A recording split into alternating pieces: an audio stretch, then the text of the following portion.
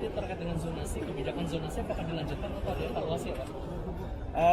Ini juga sesuatu yang semuanya harus kita kaji ya, semua harus kita kaji. Karena kan juga plus minus ya, banyak kebijakan yang dilaksanakan selalu ada pro dan kontra.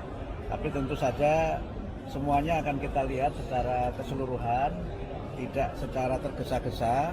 Karena itu saya dalam beberapa saat ini nanti akan minta masukan dari berbagai pihak, baik dari kalangan pemerintah daerah, dari masyarakat yang menyelenggarakan pendidikan, maupun dari rekan-rekan wartawan, teman-teman masyarakat bisa menyampaikan aspirasinya.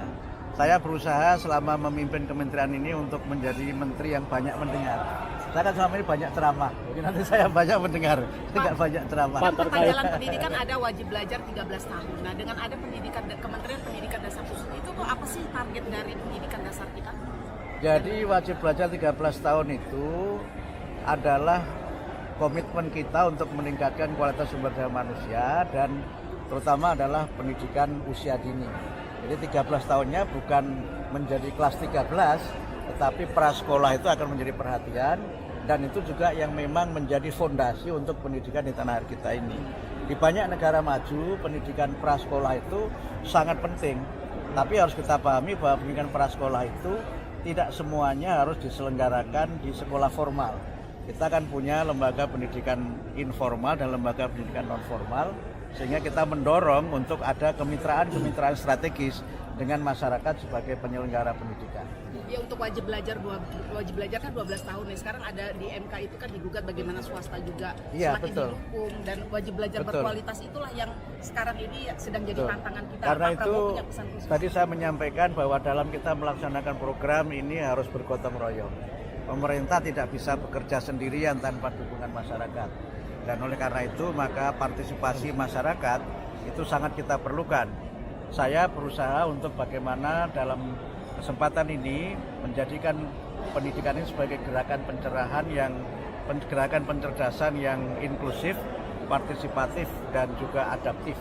Yang dengan itu tentu saja kita mendorong partisipasi masyarakat dan juga prakarsa-prakarsa kreatif bagaimana agar pendidikan kita ini lebih maju, dirasakan manfaatnya oleh masyarakat.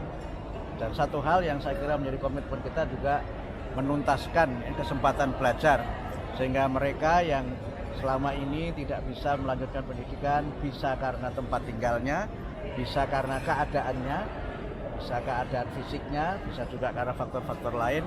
Ini mudah-mudahan bisa kita layani semua karena itu adalah kewajiban konstitusional pemerintah kepada masyarakat karena setiap warga negara itu berhak untuk mendapatkan pendidikan yang bermutu. Terkait kurikulum Merdeka seperti apa? Kami juga harus mengkaji ya, ini kan masih baru kan, kurikulum ini kan masih baru, bahkan penerapannya walaupun sudah dinyatakan harus diterapkan semuanya kan juga dalam prakteknya juga belum semua satuan pendidikan dapat melaksanakan. Jadi kita lihatlah, kita tidak akan buru-buru mengambil kebijakan.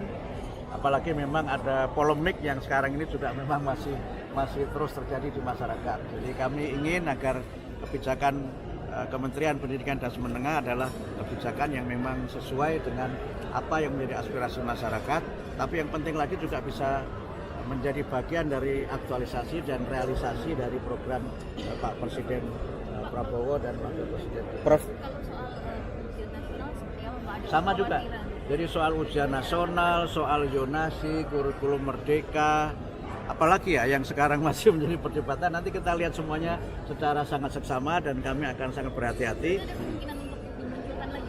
Saya belum sampai pada keputusan itu. Intinya kami ingin mendengar dulu. Kami ingin mendengar dari internal, juga ingin mendengar dari para pakar, juga dari masyarakat sebagai penyelenggara pendidikan dan juga masyarakat sebagai pengguna jasa layanan pendidikan. Ada yang diprioritaskan untuk dievaluasi dalam waktu dekat nggak, Prof?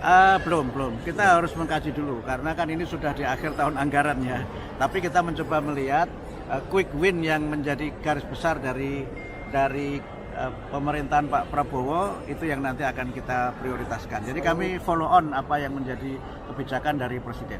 Download Tribun X sekarang, menghadirkan lokal menjadi Indonesia.